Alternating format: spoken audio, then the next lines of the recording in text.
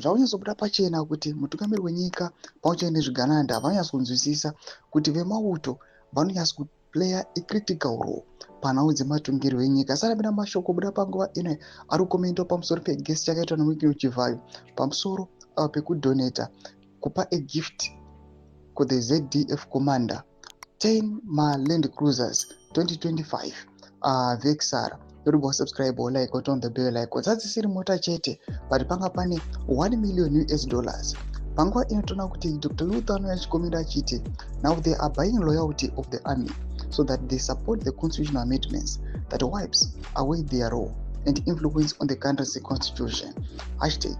#no to life presidency. Mashoko anoitwa panapa naDr. Luther atora mashoko achiti aiwa chikwadi chiri kuti mabuda pachena kuti the government panguva ino iri kuonekwa kunzi iri kufambisa bill rakatopasiwa and panguva ino ratova 90 day. Now maybe it might be the second or the third day zvatopublishiwa and panguva ino paprocess inoi zvigananda panguva ino zviri very very vigilant, havasi kutomboda any obstacle in their path.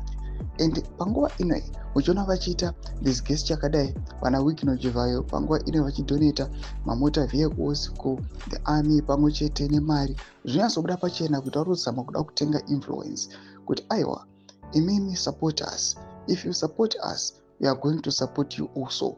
Ndo mashoko ari kubuda panguva ino ari kuonekwa kunzi mumwe nemumwe ane mafungiro ake ane maonero ake pamusoro pegesi yaitwa naWinnie Chivayo.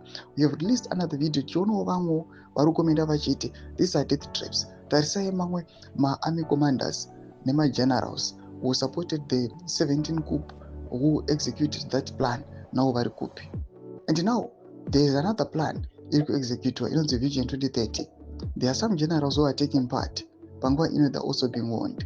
Tuziva mafungiro enyu muri kudii pamusoro pechitiko ichi. Pana comment section medu, subscribe or like, chete on the bell icon.